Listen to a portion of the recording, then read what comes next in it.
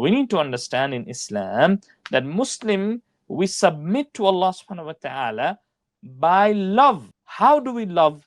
Why there is a love of Allah subhanahu wa ta'ala? When our parents gave us birth and we did not even know about it, they raised us, fed us, worked hard for us, provided us with nourishment, and gave us education by the will of Allah subhanahu wa ta'ala. We are grateful to them. What about the one who created us in the best forms? What about the one who is making us breathe? What about the one who gave us the blessings and ni'mah? Who is he? He is Allah Azza wa Jal. So why shouldn't be there a relation? And the relation is of what? Of love. But Allah subhanahu wa ta'ala does not want people to love other than Allah subhanahu wa ta'ala in worship. For example, Allah says, وَمِنِ النَّاسِ مَنْ يَتَّخِذُ مِنْ دُونِ اللَّهِ أَنْدَادًا يُحِبُّونَهُمْ كَحُبِّ اللَّهِ. That from the people who worships and invokes in dua, in worship, besides Allah subhanahu wa ta'ala, يُحِبُّونَهُمْ, they love their gods whom they worship besides Allah subhanahu wa ta'ala, يُحِبُّونَهُمْ كَحُبِّ اللَّهِ, as though they are loving Allah. وَالْعِيَاذُ بِاللَّهِ. This is not to be happened.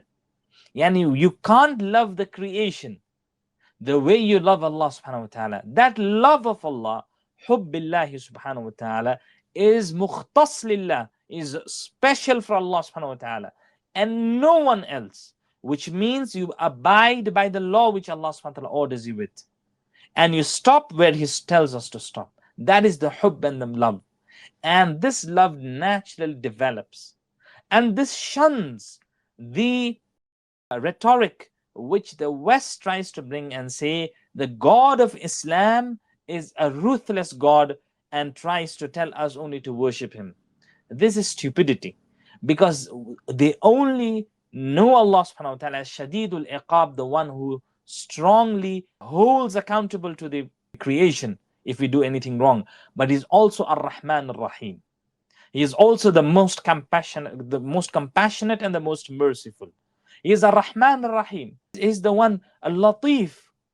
He is very soft and He knows everything, Al-Khabir. But He is also Jabbar. But He is also one who takes strict accountability of those people whom He already warned. So Allah subhanahu wa ta'ala has both the sifat, has both the characteristic of love as well as holding accountable on Yawm al-Qiyamah. He has anger, na'am.